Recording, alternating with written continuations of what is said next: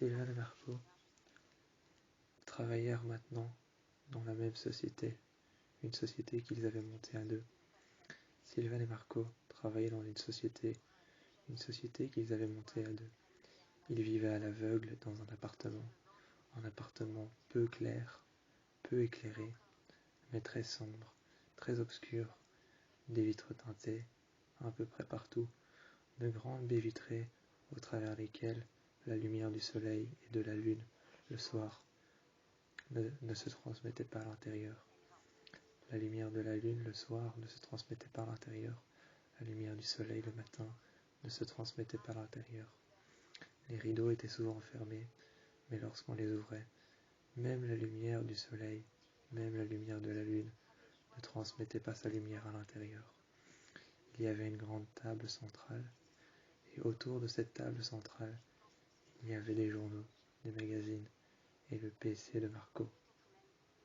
Le PC de Marco, juste à côté de celui de Sylvain.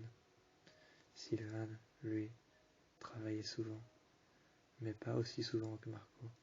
Marco était toujours sur son PC, des logiciels ou encore des fenêtres ouvertes.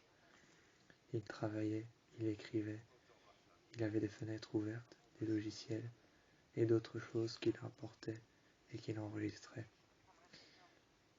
Tandis que Sylvain, lui, travaillait plus sur son PC portable, que son PC professionnel. Le matin, ils se mettèrent tous à l'aveugle autour de la table, et ils parlèrent, ils n'écoutèrent que leur voix.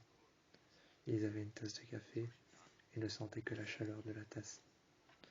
Rien ne s'émanait, aucune lumière, juste la fumée qui sortait de la tasse de café, et leur voix qui transcendait avec l'obscurité de l'appartement peu éclairé.